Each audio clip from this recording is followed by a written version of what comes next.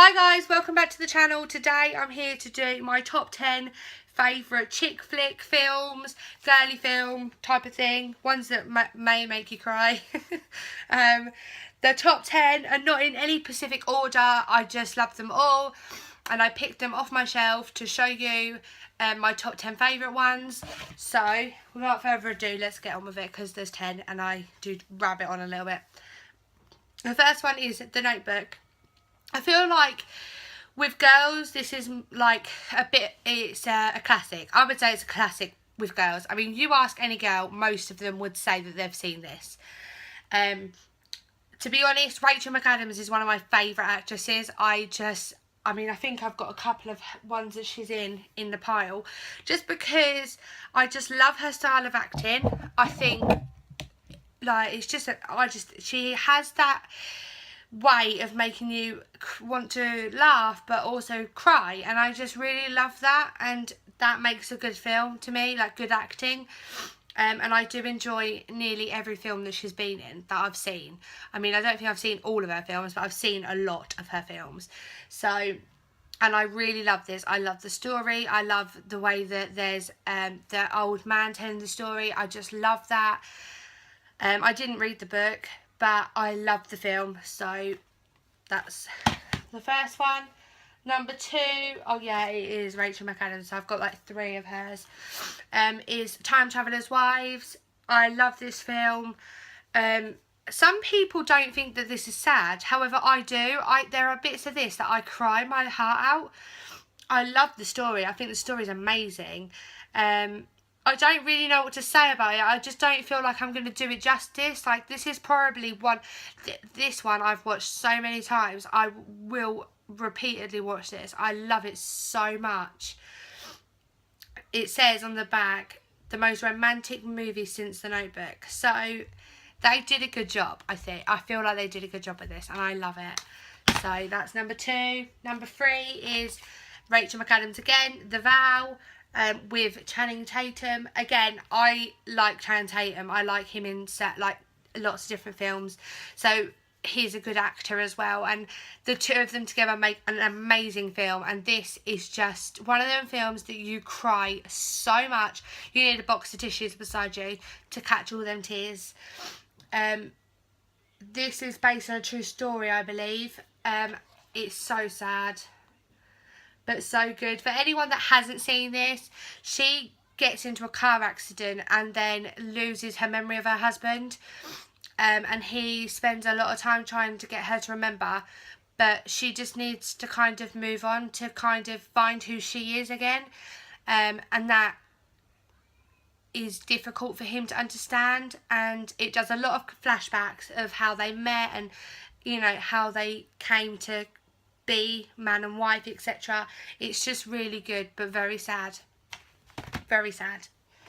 Number 4 is The Fault in Our Stars. Again, Shailene Woodley, that's her name, isn't it? Yeah, it is an amazing actress, and I just love her style of acting.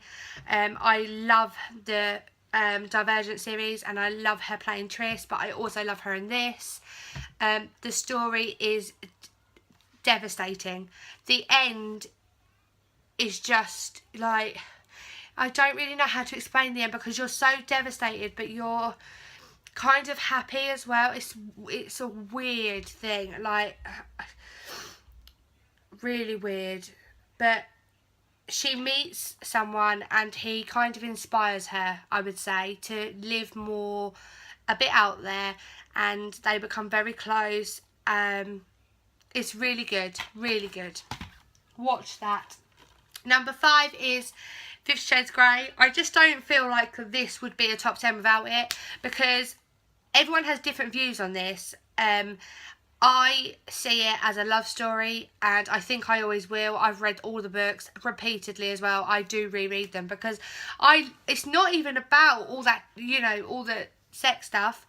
It's about the love story behind it, and I just love how insanely he loves her and how intense that love is. And the story of love behind all of his front is just incredible, and she returns that, and that's how I see it. I don't know how other people see it. I mean, I've heard a couple of views. My mum doesn't like it. My mum's friend doesn't really like it. She doesn't think that it's showing young people what love should be like, but I think that it's a love story, and I am a young person, so everyone has different opinions, and I love it, and I watch it quite a lot. Is this number 6? Yeah. Number 6 is The Longest Ride. Really girly. Little bit different to the average love story, I would say. They kind of like go apart, come together, go apart, come together, that type of thing. Eventually, you know, love rules out. He is a bull rider. Yeah, bull rider. Yeah, it's really good. Go and take a look. I don't really know how to explain it, and I just don't feel like I could do it justice. It's based on a book by Nicholas Sparks again, so you know it's going to be amazing when it's by him, let's be honest. I think these are all quite oldish ones now. Yep, they are. So I'm going to start with Stepmom. It's got Julia Roberts and Suzanne Sarandon. Really sad film about a couple who have broke up. He is now with Julia Roberts' character, and it's all about her finding her way to be a stepmom, and to be the best that the children need her to be. And it's a very harsh journey, and they all come together to try and make it work, and it's really sad, but very, very good and quite funny. There are bits that are really funny too, so that's good. Number 8, is this number 8? Yeah, number 8 is Beaches. This is a tale of two best friends that meet as children. They then stay in contact through letters, writing letters to each other, etc. They go their separate ways, come back together, go their separate ways, come back together. So it's quite, you know, backwards and forwards between them, until something happens that brings them together again. And by that time, Barbara Hershey character, she has a daughter, and it's up to Bette Midler to kind of take care of the daughter. So yeah, it's really good. Anyone that hasn't seen it needs to go see it. I know that a lot of people wouldn't have seen it because it is an old film, but it's very good. And then the last two are both Kate Hudson. Again, Kate Hudson is one of my favourite actresses. I do have a lot of her films, but I do prefer the sadder ones. I am like that. I do prefer a sadder film. I'm not going to lie. I think it's because it does bring out more raw emotion with people, and I like that. I like that type of thing. So the first one, which is number 9, is Raising Helen. So she loses her sister.